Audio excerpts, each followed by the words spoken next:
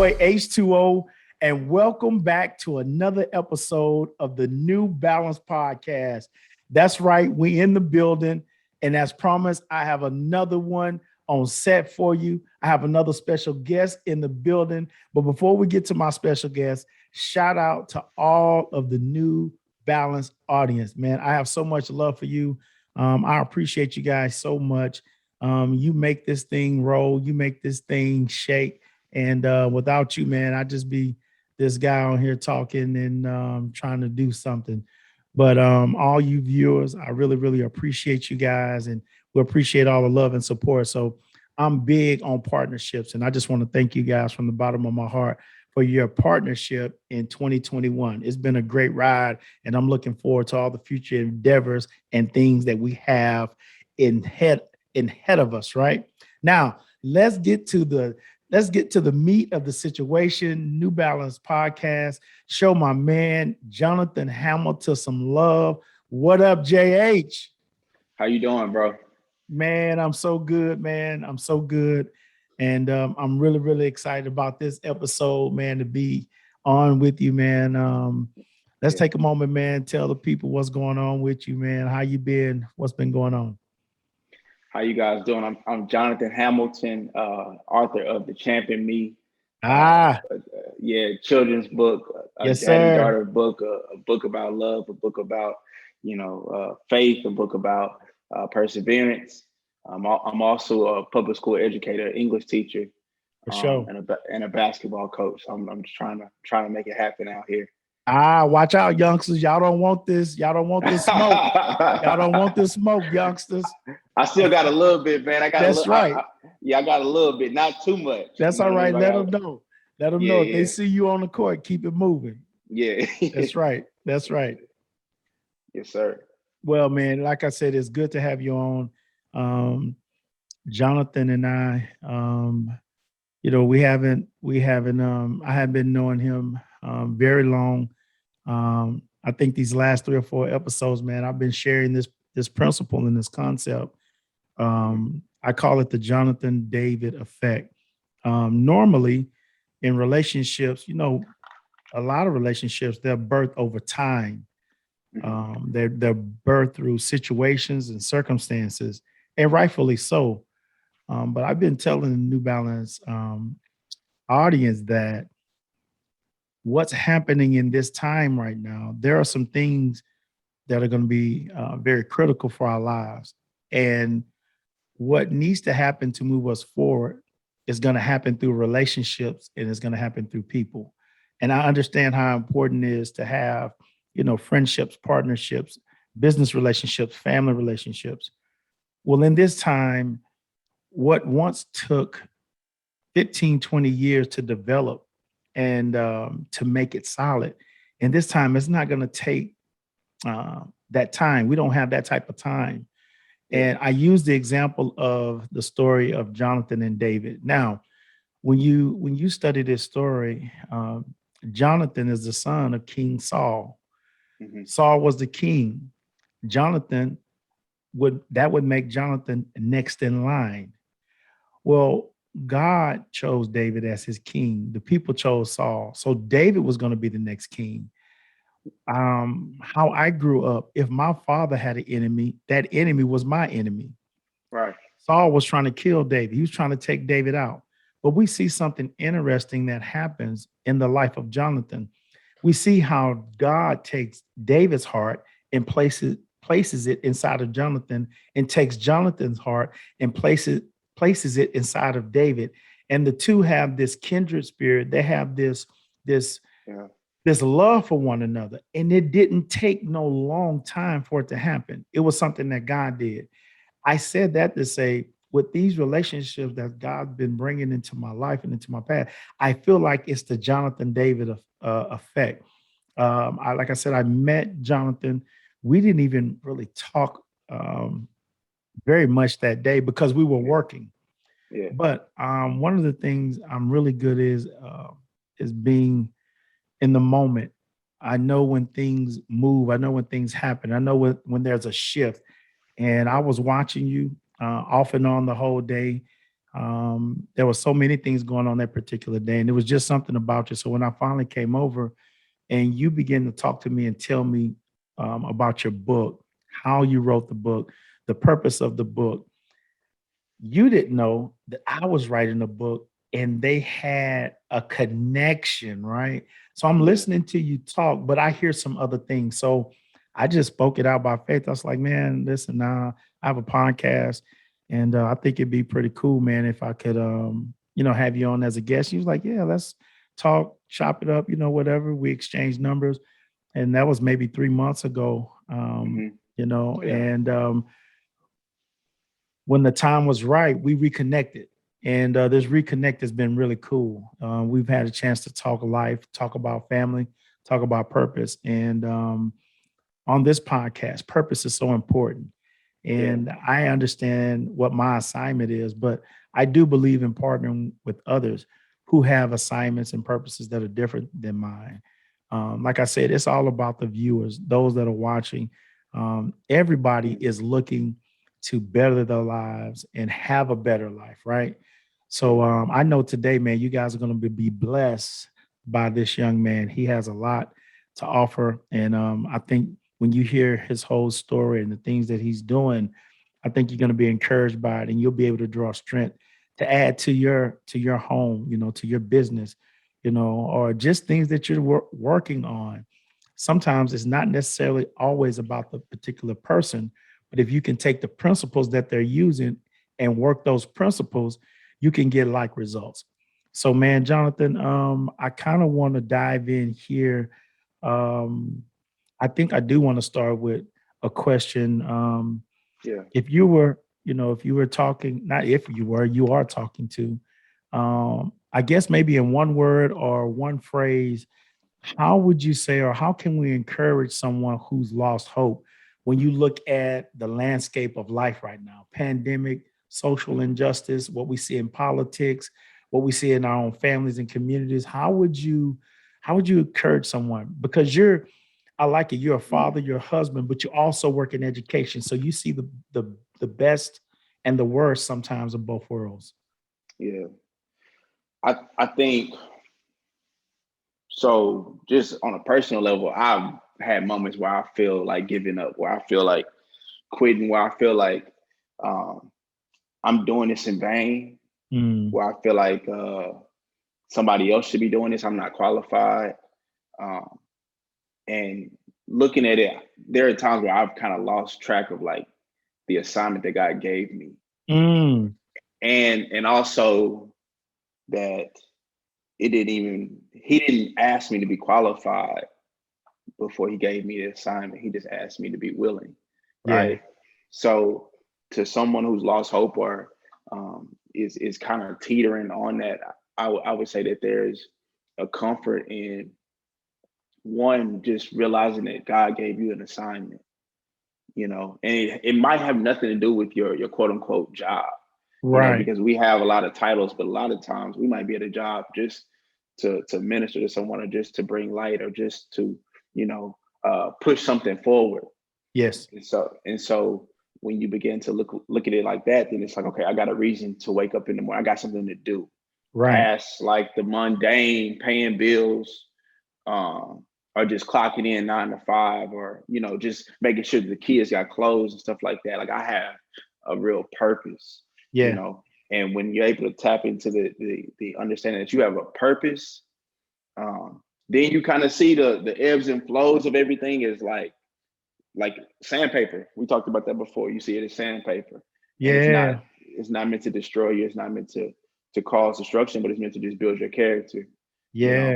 yeah, And thankfully, I got brothers like you. I got brothers in my life who can, when I get in those moments, right.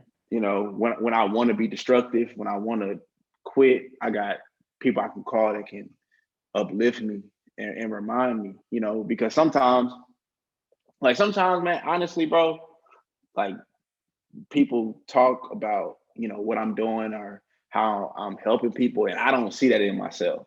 Right. Absolutely. Like I don't. So like sometimes Absolutely. when I hear it, it reminds me like, man, you're on your journey. Like don't stop. You know what I mean? Like just Right. keep the faith and keep pushing. So to somebody who is going through that, one, I can identify with you wholeheartedly. You know, I know what that feels like. But what has kept me is just one, God's grace, and two, like really, really tapping into like, I'm grateful that you picked me for something. Mm-hmm. You know, I'm grateful that you picked me for something, and because I'm grateful, I'm gonna continue to march. Mm. Yeah, I'm gonna continue to march forward. Oh man, that's wonderful, man. Yeah, Um, you mentioned that sandpaper. We talked about Jonathan and David. Can you imagine David? First of all, he didn't know anything about the palace. David yeah, was out taking care of sheep. yeah, You yeah, understand? It's like he's out there. He's a yeah, sheep boy yeah, shoveling sheep stuff. yeah, You know, sheep wander. He got to go find the sheep. The lion tried to take the sheep. He got to go fight the lion. The bear tried. He had to go fight the bear.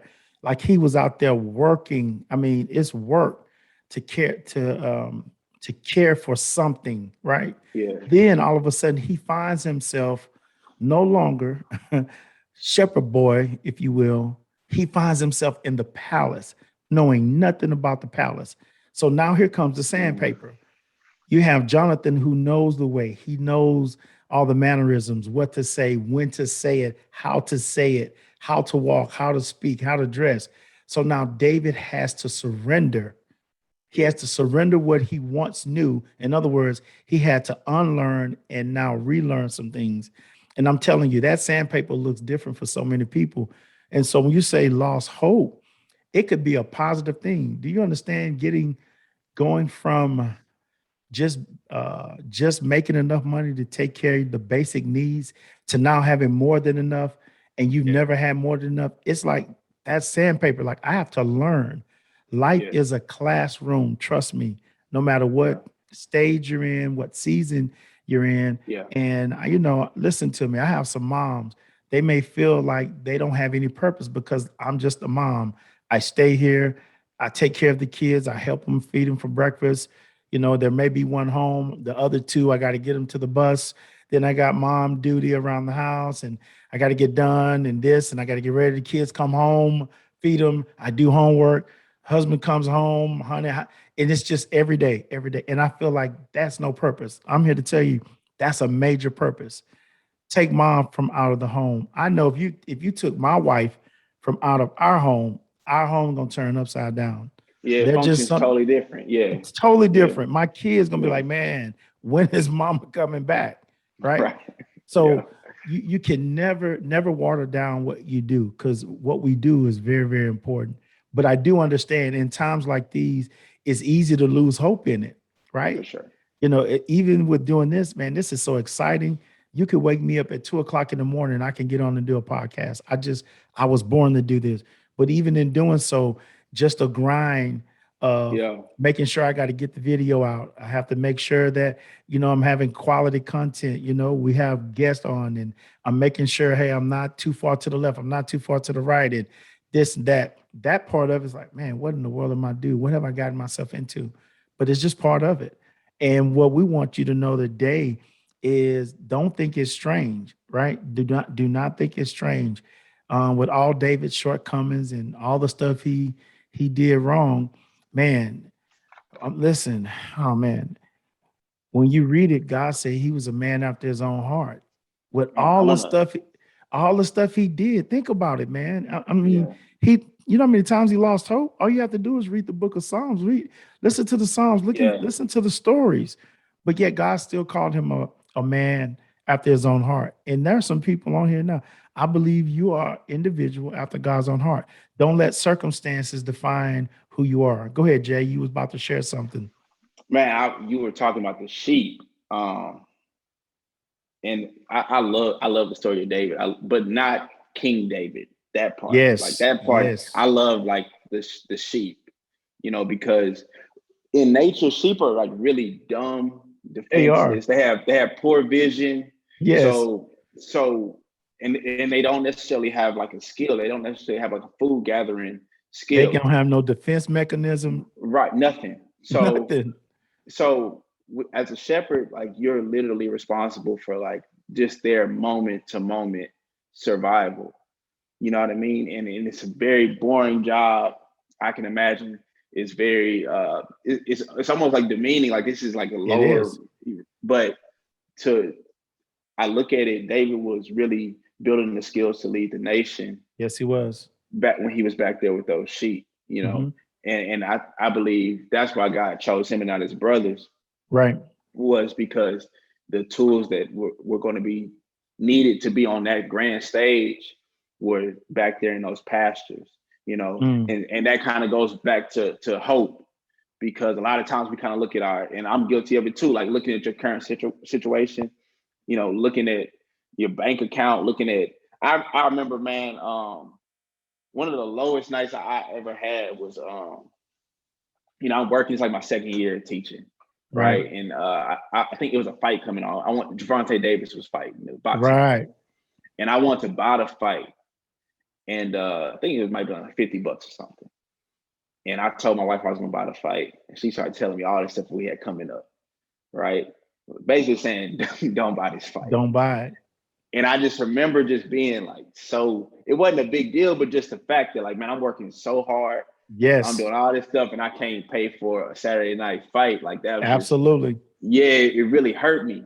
And I think sometimes we can be in those modes of just looking at like our current circumstances and not looking at what God is doing with the current circumstances. And we need this part of the journey to get to the next part. Like you can't Right. skip it, you Right. know. And sometimes we wanna skip it, or we wanna, you know, project where we should be. And it's like, God, why you got me here? Like change, you know what I mean? Like just change this and I'll Right. be straight.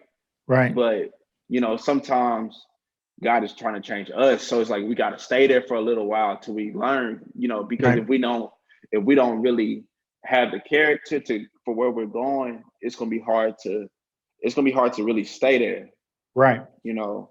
And that's just a powerful story to me, you know, looking at David's journey, even with, you know, Goliath. Like David went out there with less than, you know what I mean? Like he didn't have the quote unquote tools that we think to be the giant, but that was kind of like the point, you know. Right. Like if he had the tools, if he had everything that King Saul tried to give him, he might not have given God the glory for it.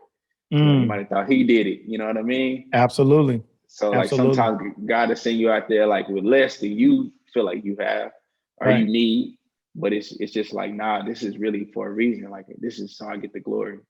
Absolutely. Yeah. Yeah. Yeah, He listen. God is the master of setting the stage, yeah, and I want to transition here because you said some very interesting things. You talked about, I call it, we can call it the sheep days, right? Right. yeah, I think I might name this podcast that Sheep Days. Yeah, you just gave it the yeah, name. The yeah. sheep days of David, and how God used those time in that minimal task as it seemed on the surface, right? But God knew exactly what he was doing. Because like he says, I go to your life at the end and I come back to the beginning. So he already knows what's gonna happen. Hmm. I say that to say this, I want to delve into you writing this book, man. The book, The Champ and Me. Now, this is what's incredible about so many things incredible about this book to me. Just like David, um, this book was in you before you was even a father, before you were married, the book was in you. None of us know we desire to have children one day, but we don't know if we're going to have sons or daughters of any of it. But you write this book, right? Hmm. And I would submit to you that just like David, the book necessarily it manifested during this time, but this book was written back in your sheep days. And Yeah. what I mean by that, when I was reading it, um, I saw somewhere where it said you work for a newspaper Hmm.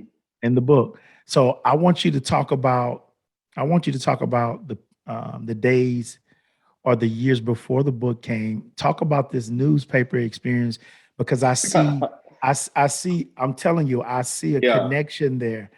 Yeah. And what I want to do is I want the viewer to know, don't throw any piece of your life away, because all of it is a part of the puzzle that God Yeah. is putting together and assembling to make you be this beautiful picture that he wants you to be. So talk about that story and kind of bring us up to speed when it comes to, hey, your life now as a husband, you're writing the book, the inspiration, the whole nine. Go ahead, Jay. Yeah, man. So I really started trying to write a book in college. Mm, Um, I was I was a journalism major, and I changed my major to philosophy, and I just found, man, I'm the king of change. I change a major in a second. Just no, right? I'm trying to figure out how fast I get up out of here, man. Like what I need to Know take. it. All I right, know it. so I was a philosophy major, Yeah. um, and that's mostly papers. Like the way a philosophy class is structured, it might be 70 y'all, and Right. we're gonna talk about this reading for 2 weeks, and then you're gonna write a paper, Got it. right? And I was making A's, and Hmm. I was catching it. And so there was a position open for a newspaper writer. It was the University Star at Texas State University. Okay. They were paying $12 an article. You Wow. write you write one article a week, and it had to be like 600 words, something like that. And Okay. so I can remember the first assignment I got. There was a rapper coming to town for a festival, and I was supposed to interview this rapper, right? Got it. And so I searched the internet, but they didn't give me any like information on how to get in contact with this person. Just like, yo, go talk to him. Hmm. And so I spent the majority of the week hounding his manager, you know, and I think I hounded him so much they started ignoring me. So I never got the story off, but I think within it, it kind of developed like that passion, because it kind of consumed me, like where I was like, man, I gotta write this story, and Hmm. I really started to learn how to ask the proper questions. I learned that as a newspaper writer, your story is only as good as the quotes you get. Okay. So you want to build a rapport with the person. You have to build a rapport before you start asking them about whatever you're writing that story on. Because Mm. if they just know that the question is coming, then they're not going to be as open. They're not going to share as much.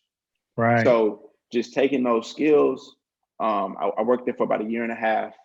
But the whole time I was reading authors. I was reading Ralph Ellison. I was reading, Ernie J. Gaines. I was, reading James Baldwin, and I wanted to be like them. I still do. Absolutely. And Right. so, uh, coming out of college, my wife, who was my girlfriend at the time, we found out we were expecting. You know, and that was what, 2017, like fall of 2017. And so, once again, I'm trying to. At the time, I wasn't a teacher. I didn't have a job. I'm just trying to find a job that has insurance. Like that's my whole Absolutely. thing. I'm trying to find a job that has insurance. And so I'm kind of making my bones as far as substitute teaching and stuff like that. And I remember I was watching Mm. Rocky 3. Um, yeah, it was like Rocky 3.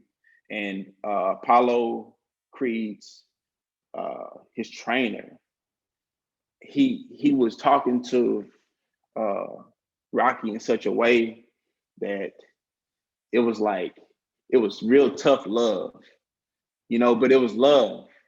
It was love, because at that time Rocky had got knocked out by Clubber Lang, Hmm. and then he had to move to go start boxing with the brothers because he had kind of lost his rhythm. He got soft, Yes.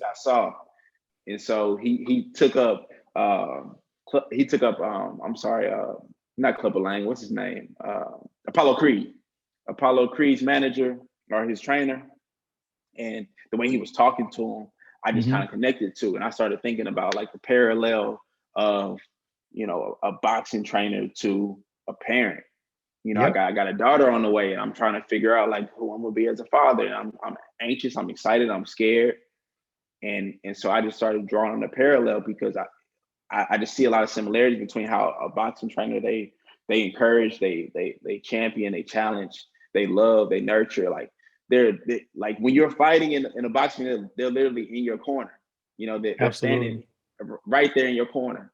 When Hmm. you get beat up and when you get nicked up, when the bell rings, you go back to them. And they patch you up and they give you some instruction. They send you back out there. You Right. know, and that's what a parent, that was my idea of a parent, and that was the type of parents that I had. And so Right. that's just what I wanted to mimic as best as I could. So I just started writing the book, and it came, really, really easy, man. Like I would, maybe a week it took me, and I was just, and I would, when I had it, I'd start calling people, and I just start reading it to them, like, tell me what you think about this, Right. you know, and the people that I were calling were connecting to it and stuff like that, and it was a whole journey, but also it was Right. a journey on, okay, now that I wrote this book, how do I get the book actually out, and how do I, you have to really, jump. You got to jump by faith, because I didn't know any authors or anything. I didn't know anybody who wrote a Absolutely. book, like Absolutely. nobody. So it's just like a lot of it was like, man, YouTube tutorials, trial and Hmm. error. Reaching out to authors that I found their email. Some Right. responded, some didn't, Wow. and so now, as I'm growing and getting ready to release my second book, my second children's book. Um, People ask me now, like, how do you get a book put out, or what about the There we go. illustrations, and now I'm so, happy and so grateful to be able to have something to tell them, you know, Absolutely. so I want to be a person that, as I'm learning, I'm teaching too, Yeah. in real time, so Yeah. um, that's kind of the story of the champion man, how Uh-huh. it came Yeah. about, man. Oh yeah, man. When I saw that in the book, I'm like, okay, there's the connect right there. So this is what's happening. So when I came over, we're talking, and me, like I've learned, like when you find the why, everything else comes with the why, Yeah, right? It's just that's how it happens. That's how it rolls. So I'm like, okay, cool. I'm looking at the book. It grabs your attention, right? The champ in me. And so then I'm looking at you, it's you, your daughter. I'm like, man, when it comes to our children, our families, man, that's my heartbeat. So you begin to tell me the concept of the book. Now, what you don't know is I'm working on my second book. And at the time, watch this, at the time, the title of my book is called Fight Night. yeah, That's the name of the yeah, book, yeah, right? yeah, And so I'm saying, oh, the champ in me. And then you begin to start talking these concepts, and then you go straight to the ring. So I'm like, oh man, he's touching all of my stuff, and da da da da. And so I hear your passion when you talk. I was like, okay, yeah, we talk. So you said something in it, and I need you to really break this down. It's in the book. It says, yeah, do the right thing with your right hand and love God with your left. That's a yeah, powerful 1-2 combo. yeah, yeah, yeah. I What mean, does that look like I mean, doing the right thing. with your right That, hand? yeah, With your right hand. yeah. I mean, I wanted to. One, I wanted. Okay. In nature, boxing is a very self-explanatory sport. Hmm. So I wanted to um, be very basic with the concept, but also like put a message behind it, Hmm. and just the importance of, like, just doing the right thing, like whatever the right thing is, I want you to do that. And then also, like, with your left hand, like, love God, wherever your journey goes, as because I'm talking to the main character is talking to this young child, you Absolutely. know um and so just giving some life instruction that's going to carry her throughout her entire journey, you know what I Right. mean? So if you keep it on your mind, almost like a trainer would teach technique, Yeah. every time do it like this. Right. When I played basketball, I play college ball. They Right. would teach you, like, okay, when you come off this screen, Yes, this is sir. where you're looking Yes, sir. every time. Like, this Every is where the time. play is. And so as you're teaching technique, like, you have to correct technique, but also you got to constantly remind the athlete of what they should be doing. Right. So I just, that was kind of the inspiration behind it. Like, every time you do the right thing and you love God, and then there's the blessing in that, Yeah. and So that's the technique. So man, when I saw it, when I read that, this in my mind, I love boxing, right? So, hey, do the right thing with their right hand. So, do the right thing, right Yeah, decisions, yeah, right thoughts. You know what I yeah, mean? Right turn, right? yeah, Right decisions, right? yeah, And then, love God with your left. When you love God, God, it represents just your protection, that's your safety. So if I'm right in my left, right, I can get with you with the left. But this right here, I'm so busy making all of these right things happen during the course of a fight. A yeah, boxer is consumed with what he's having problems with.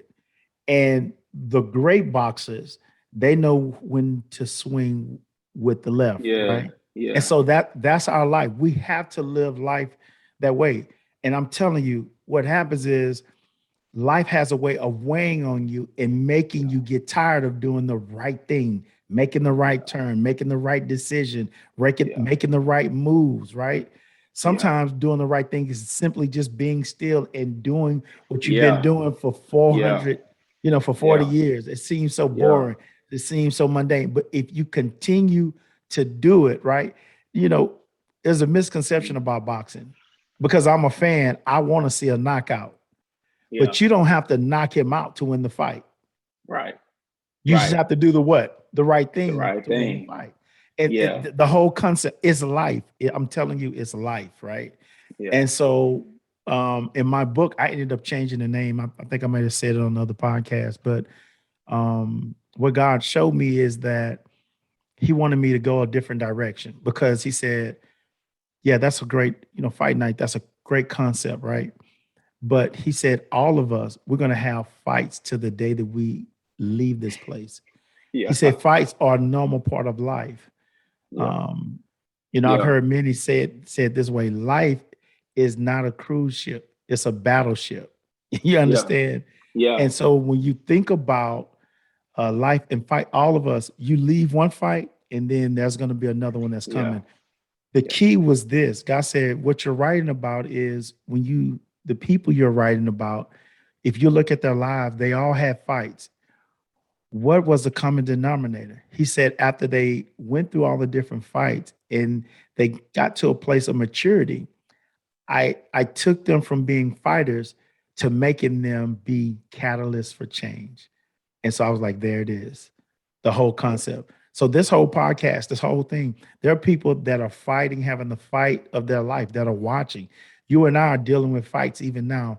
But the major goal is like, hey, after I went through the fight, it's time for me to be a catalyst for change. And so you yeah, say it even when you said it in the movie, Rocky 3, you understand what I'm saying? Hey, they were at one point, Rocky and Apollo, they were enemies. they were. But you see in this movie, they have to come together in They order do. for him to get the victory, right? In other words, Yeah, they became a catalyst for change for for Rocky. Like you said, man, yeah, that style how he beat Apollo, he wasn't gonna beat Clever Lane that way. nah, He he had to couldn't. mix that thing up. And life is the same way. We have to have people, like you said, in our corner who have a different vantage point than us. We call them cut men. We call them the trainer. And if you don't listen to the trainer, man, like you said, his Apollo Creed's his manager, he had to give Rocky some tough love, right? It Yeah, was tough, but it was love. And so, listen, the champ in me, that's what you have to say. Now, which one are you going to be? Are you going to be the champ or are you going to be the me? Most of us, mm. we have been dumbed down to being just Yes, me. And we're yeah, always looking for somebody to be the champion for us. But in this season, no longer can you be the me. It's time for you to be the champion. It's time for yeah, somebody to sit on your shoulders and you hold them up, right? yeah, We've already been held up. It's time for you to leave the daycare, get out of the daycare. You understand? You 15 years old and you still going to daycare. Something's wrong with that picture. yeah. And I think, man, that's powerful what you said, just about, do you want to be the champ or you want to be the me? And how it's presented in society is like those two are one and the same. You know Uh-huh. what I I know mean? it. Like Yeah. if it don't serve you, you shouldn't be a part of it. That's You know what it. I mean? That's And it. that's the total opposite of what a champion is, because the champion is really a servant. The champion is somebody who There sacrifices you go. for the bigger picture, and that There takes a you lot of go. humility, and it takes a lot of foresight too, to see that even Mm, though I am sacrificing, even though you know I'm not getting the credit I deserve right now, I didn't get the position, even though I qualified for it, I still have an assignment, right? yeah. I'm a champion regardless of what's in my bank account. I'm a champion Right. regardless of what type of clothes are on my back. I'm a Absolutely. champion because God gave me the title of a champion. You know Right. what I mean? And it's easy to get that twisted. You know what I mean? Especially when you start seeing some success, or when you start getting some accolation, some recognition. For It's sure. easy to start kind of like feeling yourself a little bit. Um, but God got to like, he got a funny way of like humbling you. Oh You know what I man. mean? To be like, bro, this is not about you. Hey man. Trust this me. is this is Trust not me. about you at all. Yeah, Listen, you can think you can think you've gotten away. You think you've covered it up, but you better ask David. He'll yeah, send a Nathan in your life to bring you back to reality. yeah, Yeah, yeah, he like look, David did his thing. He thought he covered up. He got away with it. But God brought Nathan into his life to remind him that, hey, nothing's hidden from me. I see all, and your day is coming. And so it's like, it's mhm, important for us. Like we say it, but I know we don't mean it. I know we don't mean it. I know it. We say, hey, man, you got to embrace it. You know what I mean? Good friend of mine, she was on Shauna Speaks, man. She has an incredible quote called Embrace the Grind. It's yeah, a whole movement, man. Shout out to Shauna. Um, but when you think about that, most of us, we don't embrace the grind. We manipulate the grind. We look for loopholes in the grind, right? We yeah, look for shortcuts in the grind. You get what I'm saying? And there are just certain things you have to roll up your sleeves and put in the work. Now, working out is a huge thing, and it should be, right? yeah, I'll be the first. Let me raise my hand. I need to do better with working out, right? I got to get this temple that I have in better conditioning. yeah, Facts, right? But I don't care how many infomercials they come out with and say, we got a thing to tuck your tummy, or you take this bottle of pills and it's going to tuck.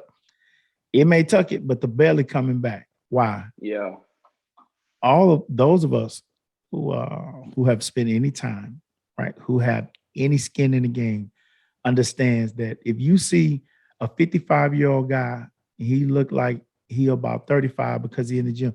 Trust me, that guy has a serious regimen. He's running, he's eating right, he's working out, and he's taking care of that temple. He don't just roll out of bed and look that way. He's not taking a couple pills a day and then going and living it up in Miami for 3 days. It just doesn't happen that way. And so we have to get rid of the microwave mindset that we have. yeah, It's not gonna work. And I'm telling you, if you keep trying it that way, you're gonna keep getting these false results. And what happens is because your time is the only thing you can't get back. Yeah, you can get some more money. Yeah, you can get another job. You can get another house and all these other things. But time is the one precious commodity you cannot get back. I know they saying 40 is the new 30. No, it's not. You in your 40s, homie. Call it whatever you want to. 30s yeah, was yeah, like 10 some years ago. yeah, It doesn't, I mean, hey, no disrespect. Do whatever you got to yeah, do. yeah, yeah, I yeah, yeah, trust me, your driver's license, it tells us you 42, homeboy, you not yeah, 32. yeah, You see what I'm saying? So we yeah, have to take advantage of it, right? So yeah, if we don't take advantage of it, shame on us, man. Shame on us. Now, it's so many things. Now, I'm tempted to I want to talk about your book, but I'm not going to do that because at the end of the podcast, we're going to let the viewers know where they can go, that they can follow you, your website, your social media, where they can buy this book. Because what I want to do is, man, listen, when I get a great product, man, I want to share it with the world. I want everybody to have it. You know what I mean? yes, sir. I found a great deodorant. I started telling all my boys, yo, man, you need to put that Yeah, down. This right here yeah, works. You yeah, want to give people tools, things that work. Listen, this children's book is powerful in so many different ways. And what I mean by it is not only is it a blessing for your kid, it's going to be a blessing for the parent. Why? It's going to give you a different perspective of life. It's going to give you a different perspective on living, and it's going to give you a different perspective on responsibility.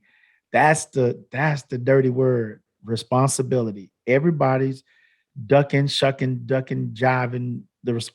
We just passed the buck. Hey, that's his responsibility. That's the responsibility, Yeah. right? Yeah. Yeah. No, no, no, no, no. It's your. Yeah. If you're watching this podcast, you be like, oh man, my homie should have heard this. No, you hearing it. It's for you. It's your Yeah. responsibility. But I do want to ask you this. I want to ask you this. So you are an educator, you're a teacher, you're a community influencer, Yes, sir. and you see things that you see things at a level that the everyday parent we don't get to see. And let Yeah. me paint this picture. Just and this is just This is not your classroom, but is an example. All right, you're a teacher. You may have, let's just say, 35 kids in your class. Mhm. You see 35 different variations of this one type of kid. Yeah. And so you see that because the kids are representative of their homes, their families. Yeah. So for a 21st century teacher, first, in my humble opinion, um, you need to be you need to be called. I Mhm. think in this day, if you choose in teaching just because you need some Benjamins, you might want to figure out another job because It ain't for the it's lifestyle, man. not for the light. It ain't for the faint at heart, right? Nah, it ain't. Mm-mm. It's not. But with that said, I'm asking these questions because I want you're going to answer it. I Yeah. want this because I want parents to think about something in a different way, and I want to take it out of the context of just our kid. And I'm telling you, I'm guilty of it. If I go up to the school, I'm focused on my kids, right? Yeah. Yeah. Yeah. But if you look at it in a glove, your kid is amongst other kids in an environment. And this thing you hear on TV, they talk about trends. I want you to know those trends are in your home. And those trends are in your home because your kids are around other kids or others that they see. The question is this: from a teacher, from a community influencer, as a father, what are some of the, I guess, basic things um, that we can help our families be more effective as it relates to education and our kids moving forward in education, right? Mhm. Either whether it be grades, Yeah. whether it be behavior, um, whether it be focus. Like you see it, you on the front line, you see this every day, right? And when I grew up, I don't want to date myself, but back in the day when we had parent teacher night, the school had parents. Parents was there.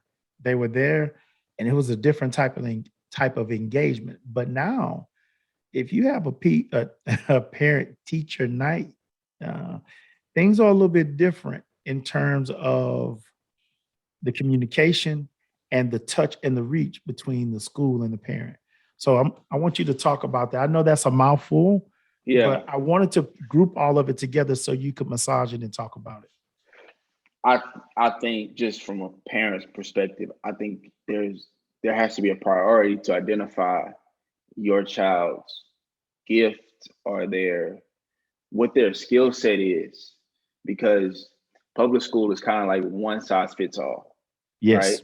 You Thank have you. to take, and every child is not an A student, but that doesn't Yes. mean that every child is not intelligent, right? Or Absolutely. every child is incapable.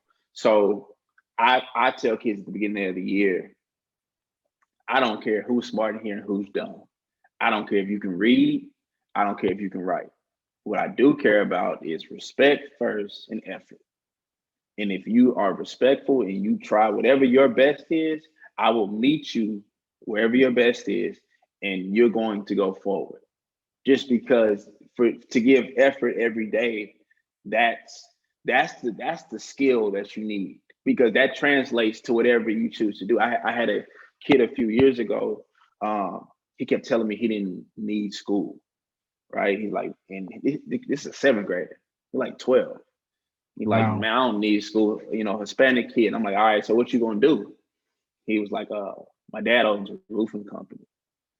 And I said, okay, so what you gonna do with the roofing company? He said, I'm gonna take it over, when my dad gets old. I said, all right, so you gonna be the boss, right?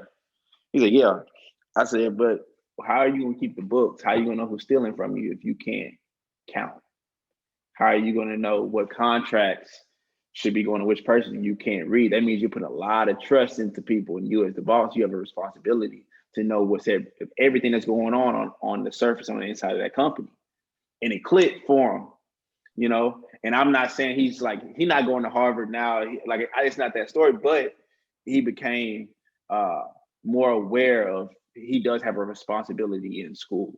So I Yes. think it's important for you to really kind of like study your child and not try to project what you want them to be or what they should be doing or what you spend too much money on, and they don't get caught up in stuff like that. I would say, and I would also say to show the educators grace, because we're having that's one thing COVID has really taught me, is education is to extend grace to parents, extend grace to students, extend grace to my colleagues, and continue to I don't know, everybody's school district is different. I don't know if some school district parents are allowed in school now.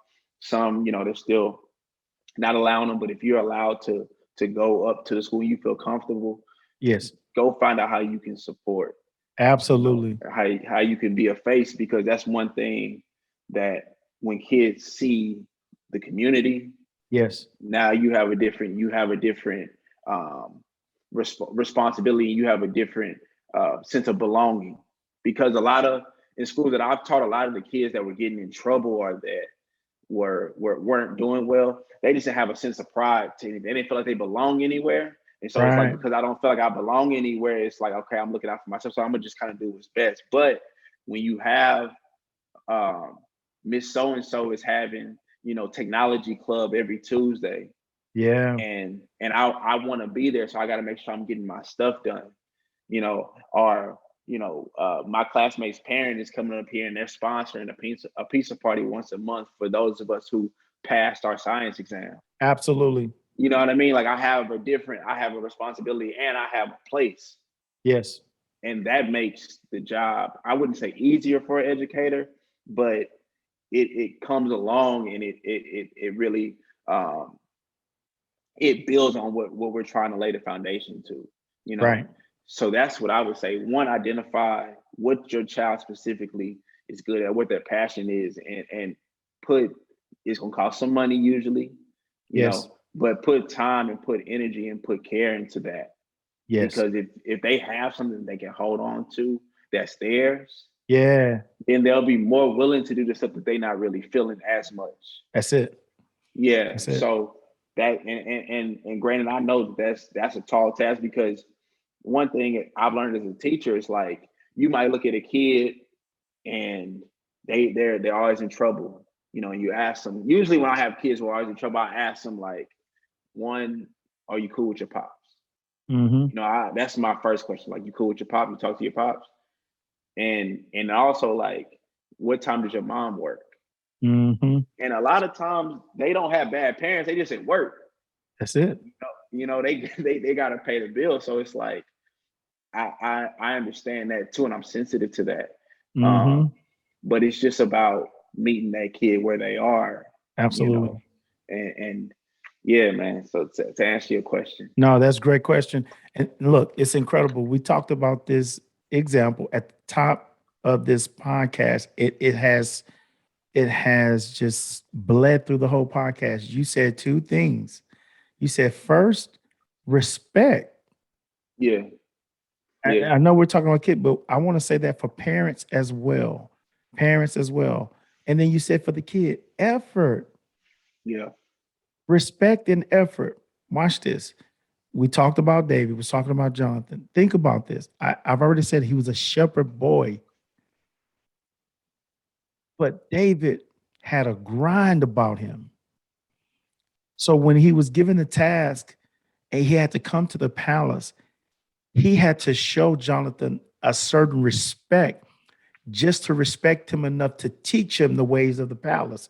It Yeah. takes respect to do it. Yeah. Listen, David doesn't become the king and is the king he is without Jonathan. He cannot do it. He doesn't know anything about the palace. And then you talk about effort. It takes effort for you to um, keep your passion under control, to keep your temper under control when somebody's trying to kill you, throwing javelins at you, and they have a hit out on you. That's, Yeah. man, so many kids have to deal with that, whether it's outside of the house. We know some kids have to deal with that inside of the house. It's like it's a tall task being a young person in this world today. Yeah. Yeah. Yeah. Parents have the same task. Yeah. So two things. It sounds like it's not deep. I don't want you to overthink and miss what he said. We're talking about teaching in the school, but it's life principles. Think about if you just have respect, man. When you look at some of this stuff on TV, sure we do not agree, but man, I don't have to disrespect you. I still can respect your point, your position. Yeah, we Yeah. don't agree, but that don't mean I have to disrespect you. And Right. then having the right effort. I tell kids all the time, man, I play ball in college. Listen to me. Yeah. Give me a group of kids who have that respect. First of all, for me, if I'm the coach, right? Whatever my philosophy is, and then have respect for the other guys on the team, and then give me a team full of kids that got the right effort. I'm telling Man. you, if they'll Man. listen to me, I'll play any team in the city. Now, Yeah. I'm not saying we're gonna win every game, but I guarantee you we're gonna be in every game with a chance to win it. And Yeah. if they play together long enough, they'll learn how to win. I Yeah. guarantee it. I guarantee. Yeah. I've seen it time and time and time. Give me effort any day over talent. Give it to me. Man. Man. Talent runs Yeah. out. I'm telling you. But that effort is gasoline. It'll keep you going. And I think that we also have a responsibility as adults to acknowledge like the small progression. Oh, for You sure. know, For man, sure. I was telling somebody the other day, and I've been guilty of it, and I I'm trying to discipline myself, but sometimes I still get caught up in it. So like how a classroom functions, usually the people that get the most attention are the disruptive students Absolutely. and the highly intelligent students, Right. right? But in the middle is most of your class There it where is. and they really help your class function because you got the students who, yeah, they might be a C plus to a B minus student, but they come in, they got their stuff, they're respectful, they not talking while you talking, they're not getting up, they're not slapping nobody across, you know what I mean? Like but Absolutely. because they're always doing what they're supposed to be doing, you ignore them They get because it's overlooked. just you miss them and you worried about this kid over here and what Hmm. he on. And so I have to discipline myself to acknowledge, Yes. I do stuff in class. I'm unorthodox where like I might have everybody stand up and give a standing ovation for someone just for doing the warm up because I know you don't work every day. So the Absolutely. fact that you came in and you did the warm up when usually you just sit there, we Yeah. should acknowledge that. And they think Absolutely. it's That's funny good. and they laugh, but it's just like, nah, like I see you, Hmm. because I don't know, There it is. I don't know if you ate this morning. I don't know, if you and your mom got into it. That's I right. don't know if you had to walk. I don't know what happened, but you came in here and you did it. Going back to the fight, you fought today. Hmm. You know what I mean? You fought whatever you're dealing with, you fought and you did it. So like let's celebrate that. And then maybe we can fight some more tomorrow. You know, Absolutely. That's it, yeah, man. Listen, I love it.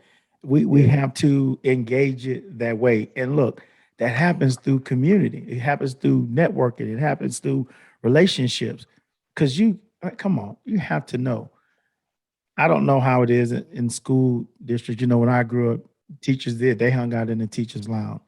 But you can come on, you know this to be true, Jonathan. You could have a relationship with another teacher or be friends, and teachers they yeah, talk about, hey, this is how I govern my class, the good, bad, and the ugly. And you yeah, can be listening and hear a concept like, wow, I never thought to do that way. You know what? I'm yeah, gonna adopt it. I'm gonna try it and get in that. Man, it hits. Okay, so now guess what? I have to put down this truth that I've been carrying so long, and adopt Yeah. this new truth. Why? Yeah. Because the greater picture is I want to move the kid forward. It's about Yeah. helping them. And so Yeah. this is a principle in the classroom, but what about in life? It's the same thing. If I get something that's going to take me to the next place in life, I have to get rid of old traditions, old ways of thinking. Like I said, unlearn and relearn something new, Yeah. right? Yeah. Yeah. I think so. This generation of kid is like one of the first, and it's a lot of them has to do with social media. Sure. Oh, for sure. You know it does. They're like they're demanding questions from grown people. They're demanding answers Absolutely. from grown people, and just like because when I was growing up, like when grown people started talking about grown people stuff, you had to like go to the back or something. Bye You bye. know, yeah, you couldn't just hang Bye around bye. for that. But now because they have their phones and they got TikTok, they got Instagram, they see how grown people act, and Yes. it's nothing you can't. It's hard to hide it from them. So you have to be real about where they are and the expectations that we had growing up. They're different, Yeah. and we can't sit and complain about how different they are, how disrespectful they are. Now we got to teach them respect You can in respect and 2025. engage them. Yeah, that's Got like to you engage have them. no choice. You have no choice. You have to meet them where they are and let them know, okay? Because some of them really grow up in the household. I have students now who curse around their parents. Oh yeah. Who are so it's like, okay, whatever's going on over there, go for it. But in Hmm. here, you're gonna address the situation like this. Absolutely. So let's get this out the way before we get to the textbook, because we can't get to the textbook till we get this part down, you know. Absolutely. But I have to be gracious to you to understand that, like, you might not have ever been taught not to call a grown person a liar. You Absolutely. know, You may you you know may what I not mean? even know it.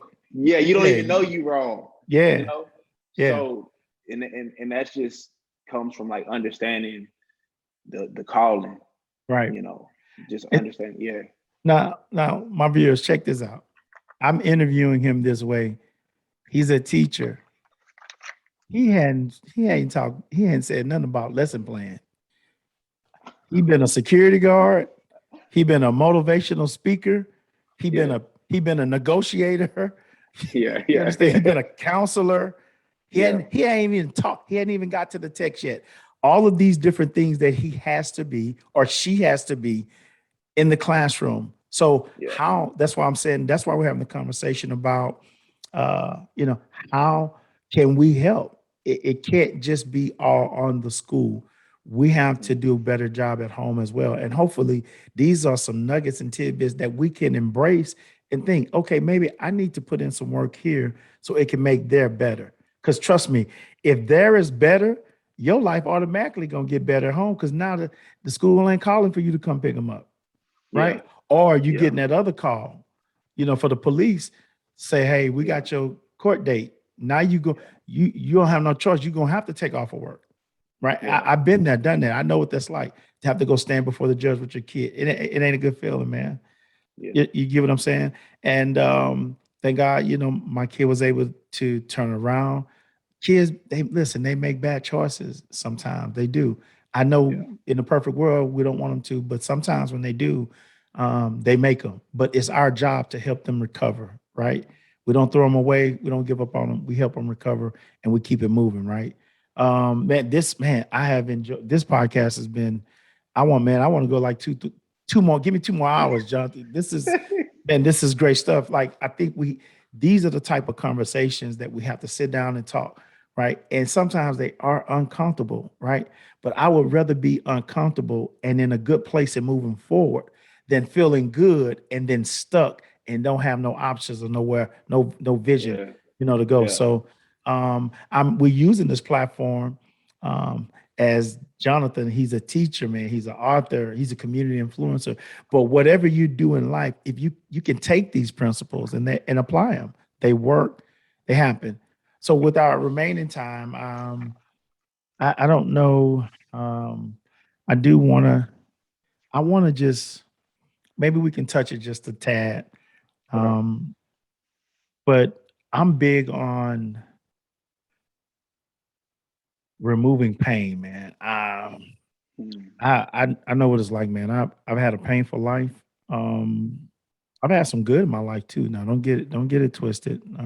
yeah, But I know, man. I know what it's like to to deal with pain. And I know what it's like to put on that fake smile and smile like life is all good. And you got turmoil on the inside, man. And when you do what I do, if you're a motivational Mm, speaker or life yeah. coach or whatever you call yourself, teacher, if you just whatever, if you the dad, talk to the kids on the car, I don't know, whatever it is.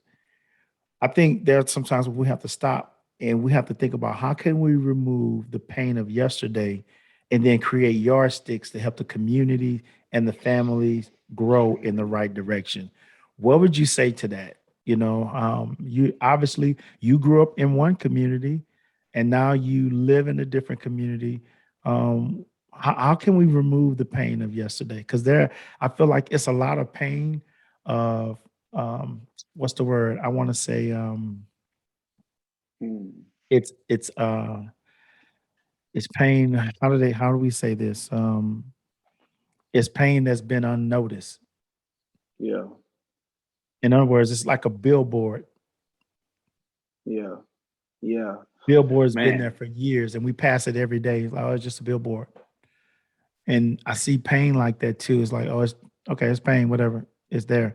And we just drive by, Yeah. drive by, drive by, drive by. But I just feel so strong. Like we have to stop now. Okay, like this message on this billboard is all wrong. It doesn't belong in this community. We're gonna do something to change the message.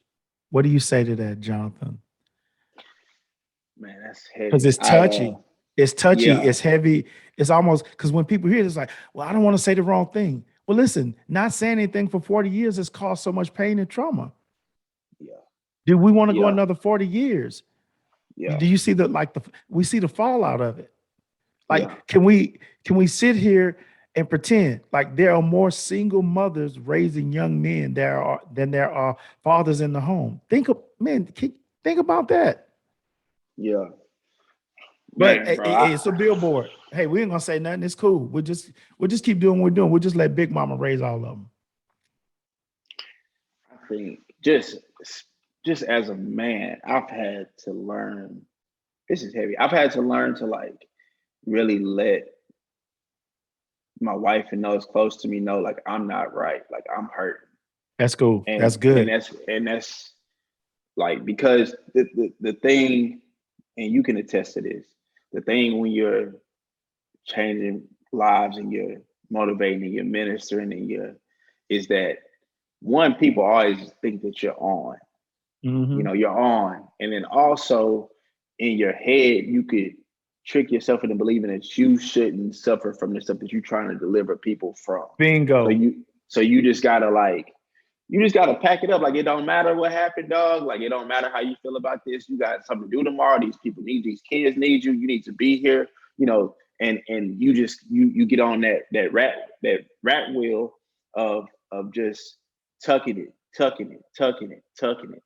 And I've dealt with that, you know, and it's only now like and it shows itself in different ways.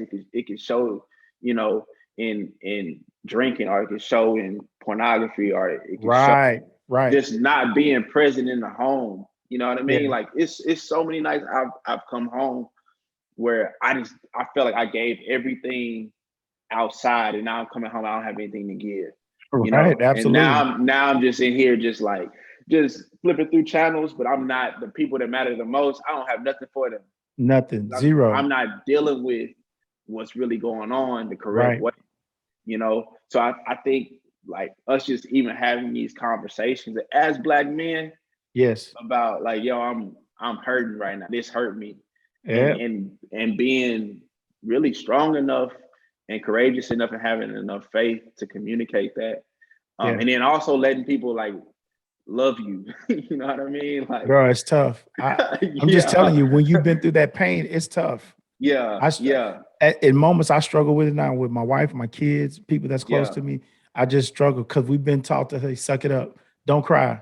Hey, yeah, I know you don't have no tears. What you crying for, right? yeah, Don't let it. yeah, Let it. Hey, let it be. yeah, Let it be. What they say. Let it be like water rolling off the back of a duck. Man, I'm not a duck. yeah. Ain't no duh. I'm not a duck, man. I just, bro, that hurt. Yeah, And so once again, you have to unlearn some stuff and we have to learn some new things. And I think, like you said, having these conversations, and I know that sometimes it's just uncomfortable.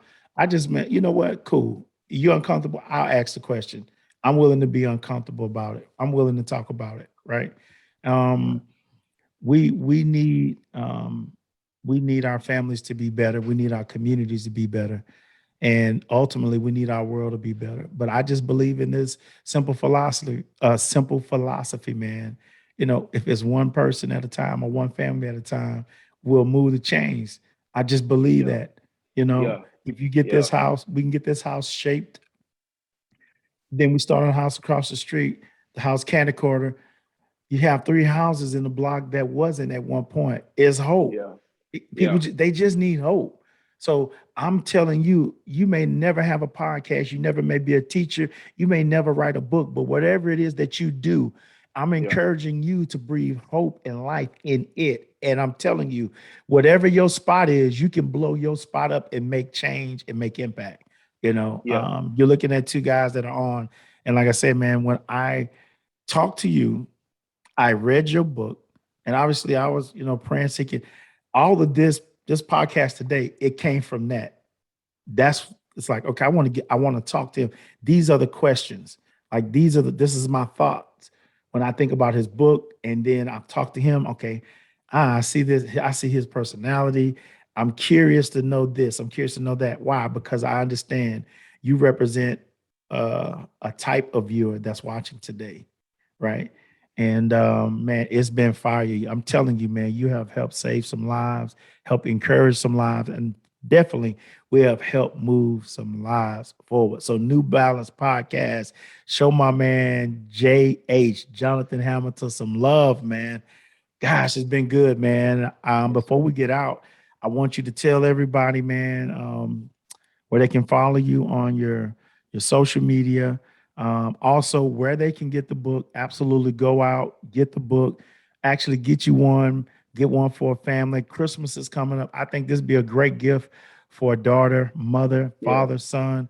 I know it Yeah. says, the champion man is his daughter, but the principles of it, if you have a son, it's still a great book to read. Yeah. Where can we touch you? So my Instagram is Jono the author, Jono the and author. The book is available for purchase on Amazon.com. You can search The Champion Me. It's by myself, illustrated by Robert Paul, a phenomenal illustrator and a brother in Christ who I connected with. Um, Awesome, awesome. yeah, so that's how you can reach me. I got my second book is in the process of being illustrated right now. Let's go. It's gonna be called Salmon Mr. Shiny, a perfect day to smile. Let's Um, get it. Let's get yes, it. so Let's so get we'll it. we'll we'll have that out probably top of 2022. Oh, So that's I what I'm just talking about. thank you for the Yeah. support. And to you, Harry, I just want to say, um, you sat next to me at that expo. Like we had authors booth, and you could have came across the table. You could have stood across the table and talked to me, but you got in the booth with me, Yeah. and there was two seats, and you sat to the right of me, and there was a presentation going on. There was stuff going on around us. It was people everywhere, kids running around, and you sat there, and we just talked as if Yeah. we were in a coffee shop or we were, you know Bingo. what I mean? And Yeah. and and I really appreciated that because you gave a phenomenal presentation. You know what Thank I you. mean? Yeah. And so for you to walk across the room, and our booths were across the room, and you came over and you just talked to me, and we started talking about fight night and kind of like the similarities, Oh man, that in blew our me away, man. visions. Yeah, yeah, and that was my lasting impression. That was kind of what I walked away with was meeting you. So I Yeah. just want to thank you, bro, for following up and Oh just for man. building with me. Yeah. I've been telling all my guests that's been on, listen, they all think, and man, I appreciate that. I'm here where I am because somebody put me on, somebody gave me an opportunity. But I want to also tell you in that same breath, as you're thanking me, I didn't give you this opportunity. You giving yourself this opportunity. How you like, well, how? By building something, by swinging at it, by creating something. I'm just telling you, you did it yourself. And I want this to be a testament to somebody else. You think you've been forgotten, you think you've been passed over, you think your time has passed, all lies. Keep embracing the grind. Listen, keep moving forward. Put your head down. Don't focus on tomorrow. Focus on the thing that you're doing right now. And at the appointed time, when you're supposed to be seen, it's like Esther, man. Think about this. Her story is so powerful. When you read it, it seemed as though she went through the Yeah. training she went through. It was just a short time. Man, that was a 10-year period Yeah. or maybe longer. Then she got the opportunity and she ended up saving not only her people, but the whole nation. You never know when your turn is coming and then what's going to be in that turn. I just think, man, this is great. I'm telling you, we are going to um, we're going to make our own mark, right, in the earth, and it's going to happen through relationships. It's going to happen through relationships, and if you be willing, right, not saying just anybody walk up and everybody say, that's not what I'm Right. talking about. You got to Right. have some perception. You're going to have some discernment. You're going to have to be able to perceive, have perception, and but when those come, and I'll tell you, sometimes it's scary, but I dare you to do it. You got sometimes you have to do this, trusting while you're trembling, and I know what that's Mhm. like. But I've always gotten the results, and he's always backed up what he said. So, man, to you, Jonathan, man, write every book that's in your heart, man. Pursue your other business ventures, like it's on you. And then I would also like to say this. I've had a couple of teachers on, and I want my new balance audience. I want you to commit to like pray for Jonathan, teachers, educators. Let's pray Yeah. for our schools. Let's never give up hope. I know sometimes you see things like, man, that rubs me the wrong way. I don't like it. It's not good. We can't stop because of that. That should drive us Yeah. to pray, be engaged. You gave me an idea. Maybe I need to connect with the teacher. Say, you know what? I want to sponsor a pizza party for these kids, man. You know what I Yeah. mean? They're under so much pressure, and everybody's Yeah. telling them, you got to do this, got to do this, wear these masks, don't wear the mask, all this. You know what? Let's okay, let's just take a chill pill. Let's do something. Just say, hey, we just appreciate you for hanging in there during this tough time. You just Yeah. never know what that does, man. And then for the Yeah. teacher itself, that lets them know, hey, we got some parents that's got our backs. They thinking about us. It gives people motivation and gas to keep going on, man. So I Yeah. like that. I appreciate that idea. I like that. We're gonna figure something out. We're always looking to be a blessing to our Yes, sir. community. So, man, once again, thank you for being on, JH. As we always say here at New Balance, is strength for today, sustenance for tomorrow. It's your boy. H2O, your potential conditioner. Thank you, New Balance family. We'll see you when we see you. Peace.